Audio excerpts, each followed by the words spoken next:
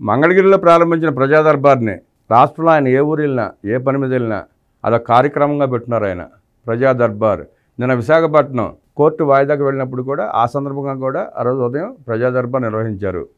ప్రజల వినతుల వెల్లువండి. ప్రజా దర్బార్లో అంత అక్రమాలు చేశారు వాళ్ళు, అంత దోపిడీ జరిగింది. భూమి కనిపిస్తే లాక్కున్నారు, దొంగ డాక్యుమెంట్లు, ట్రాన్స్ఫర్లు, భయంకరమైన అక్రమాలు. చూద్దాం. వివిధ సమస్యలతో బాధపడుతున్న వారి నుంచి అర్జీల స్వీకరణ, పరిష్కారానికి కృషి చేస్తామని లోకేష్ హామీ. కూటమి ప్రభుత్వం చేస్తున్న మంచిని ప్రజలకు వివరించాలని మంత్రి లోకేష్ నాయకులకు కార్యకర్తలకు దిశానిర్దేశం చేశారు. యువగళం పాదయాత్ర చెదరని జ్ఞాపకం అన్నారు. నాటి కన్నీటి గాథలు ఇచ్చిన హామీలు అన్నీ గుర్తున్నాయి అంటూ ఎక్స్లో మంత్రి లోకేష్ స్పందన. లోకేష్ యువగళానికి 2 ఏళ్లు. టీడీపీ కేంద్ర కార్యాలయంలో వేడుకలు, కేక్ కట్ చేసిన నాయకులు, అభిమానులు. విజయంలో యువనేత కృషిపై ప్రశంసలు. గాజువాకలోని శ్రీ వైభవ వెంకటేశ్వర స్వామిని దర్శించుకున్న మంత్రి లోకేష్. పెద్ద ఎత్తున తరలి వచ్చిన స్థానికులు, కూటమి ప్రజాప్రతినిధులు. విశాఖ ఉక్కును కాపాడినందుకు ధన్యవాదాలు సార్ అంటూ ప్లకార్డుల ప్రదర్శన. గాజువాక నియోజకవర్గం విపిఎల్ గ్రీన్ సిటీ కాలనీలోని శ్రీ లక్ష్మీ ఆండాళ్ సమేత శ్రీ వైభవ వెంకటేశ్వర స్వామిని విద్యా ఐటీ శాఖల మంత్రి నారా లోకేష్ సోమవారం దర్శించుకున్నారు. ముందుగా ఆలయానికి చేరుకున్న మంత్రి లోకేష్కు స్థానిక ప్రజానీకం, కూటమి ప్రజాప్రతినిధులు, నాయకులు, కార్యకర్తలు ఘన స్వాగతం పలికారు. అర్చకులు పూర్ణకుంభంతో స్వాగతం పలికారు. పార్టీ రాష్ట్ర అధ్యక్షులు పల్లా శ్రీనివాసరావు యాదవ్, శాసనసభ స్పీకర్ అయ్యన్న పాత్రుడు, విశాఖ ఎంపీ శ్రీ భరత్, ఇతర ప్రజాప్రతినిధులతో కలిసి మంత్రి నారా లోకేష్ స్వామివారిని దర్శించుకున్నారు.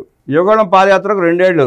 లోకేష్కు మంత్రి అచ్చెన్నాయుడు అభినందన. రాష్ట్ర రాజకీయాన్ని మార్చేసిన యువగళం అడ్డంకులను అధిగమించి యువనేత లోకేష్ పాదయాత్ర సాగింది. మంత్రి మడింపల్లి రాంప్రసాద్ రెడ్డి. ప్రజా చైతన్యానికి నాంది యువగళం. విశాఖపట్నంలో 2 ఏళ్ల వేడుకలు. టీడీపీ రాష్ట్ర అధ్యక్షులు పల్లా శ్రీనివాస్ యాదవ్.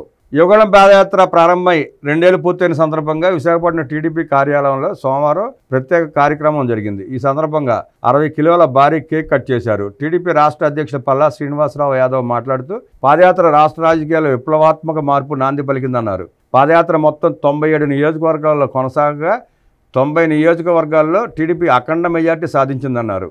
ప్రజావేదికకు ఫిర్యాదుల వెల్లువ. ప్రతిరోజు ప్రజావేదికలు జరుగుతూనే ఉన్నాయి. రాష్ట్ర వ్యాప్తంగా ఫిర్యాదులు వెల్లువెత్తుతూనే ఉన్నాయి. వైసీపీ నాయకులు చేసిన దోపిడీకి, వాళ్ళ భూ దాహానికి లెక్కలేదు, అంతులేదు. 100 కోట్లు పెట్టలేము ఈ అర్జీలు త్వరగా పరిష్కరించేందుకు. చంద్రబాబు, లోకేష్ కృషితోనే పెట్టుబడులున్నారు మంత్రి అచ్చెన్నాయుడు.